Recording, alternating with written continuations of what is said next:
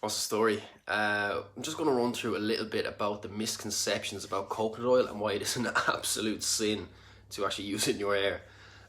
So before I would get more into the kind of scientific reasons as to why you actually shouldn't use coconut oil in your hair, simple fact is coconut oil burns at 177 degrees. Now most straightening irons will range from about 150 to 200 degrees, and some will even head up to 220 degrees. The first thing I see most people do with a straightener is bang, bang, bang, temperature gauge straight up to the max. That 200 or 220 degrees placed on hair that has been treated with coconut oil is 100% frying it. Now, someone who uses it might say, but sure, I wash it on my hair, it's gone. Now, unfortunately, it's actually not that simple. So coconut oil contains lauric acid, and what lauric acid will do is it'll penetrate deep into your hair cuticle and create a buildup. So even you shampoo it out, that buildup's going to remain.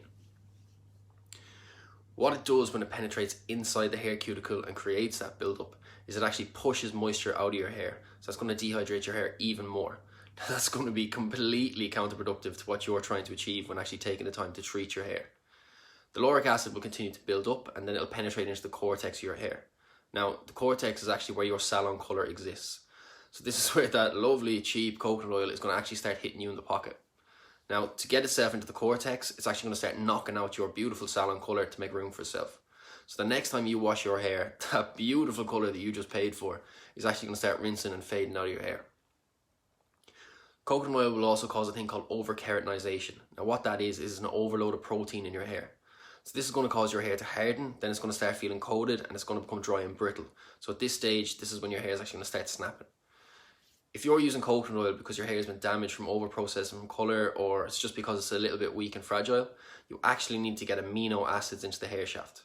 So products such as Fusion Plex, Amino Refiller, and bond building treatments such as like Wellaplex or Olaplex are exactly what your hair needs.